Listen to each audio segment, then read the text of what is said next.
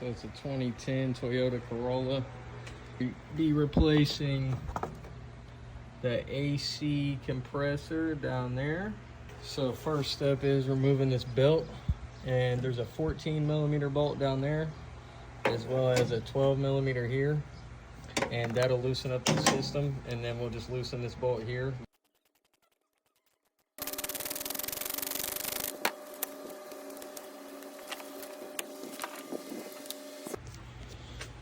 Alright, so now that we got the belt off, and you can kind of see all you're doing is giving some play on that alternator.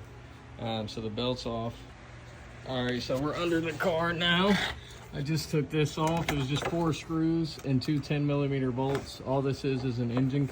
Now we are going to remove AC lines from this bad boy right here. One right here, and then one here.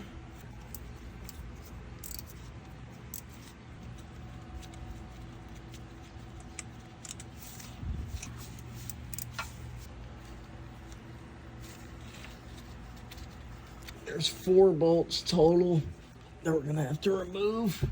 The first 2 are here, and then so your other 2 bolts, it's gonna be hard to see. See, there's one, and there's another one right behind this. And then after that, I went ahead and I popped off this clip right here, and then you can see two on the bottom, two on the top.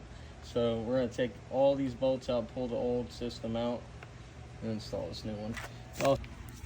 So I actually went ahead and left these clips for this wire on there, and then it's just one, I believe it was an 8mm bolt, and then I'm gonna remove the new one from here. So all it is this right here, just one bolt. So I'm gonna remove that, and then that just makes it a little easier.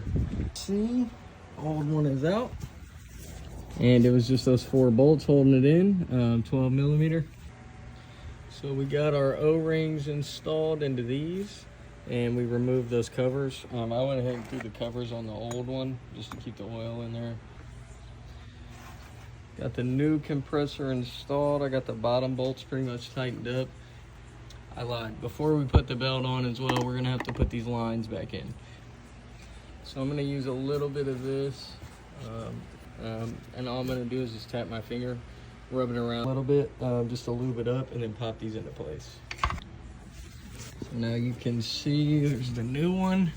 Went ahead and threw this bolt back on for the clips, plugged it back in, and then we have both of our connections back on. Those are 10mm. Went ahead and checked these, they're all good.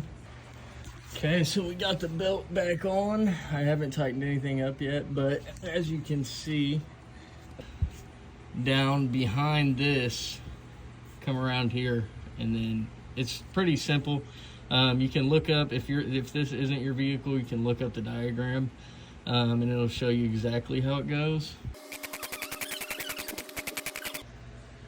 Just want to make sure that you tighten this bad boy up. You don't really want too much give. And then once you're done with that, lock this bolt into place, lock that 14mm back into place, and this is all good. So just on the road, everything looks good. Belt spinning. I make sure to tighten all this down. That's a big thing. Make sure you start up here with this one, and then tighten underneath, and then in with the 14mm.